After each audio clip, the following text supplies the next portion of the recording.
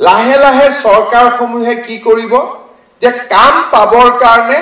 আউটসোৰ্স মডেললৈকে গতি কৰিব প্ৰথমবাৰৰ বাবে চৰকাৰী কৰ্মচাৰীয়ে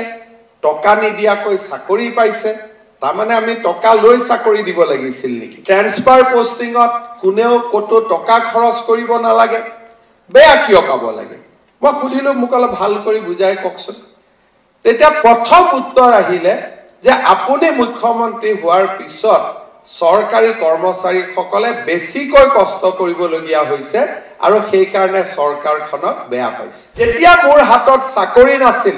মই কেৰালা বেংগালুৰুত গৈও কাম কৰাত মোৰ আপত্তি নাছিল কিন্তু চৰকাৰী চাকৰিটো পালে প্ৰথমতে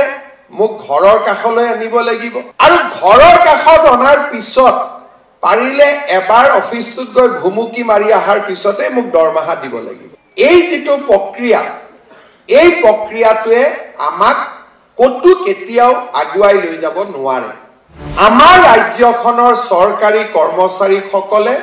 চাকৰি পোৱা দিনৰ পিছতে তেওঁলোকে যদি মানসিকতাৰ পৰিৱৰ্তন কৰে আৰু ৰাজ্যখনৰ বিকাশত যদি সহায় নকৰে তেনেহলে চৰকাৰী চাকৰি সৃষ্টি আৰু ইয়াৰ নিয়োগ দুইটা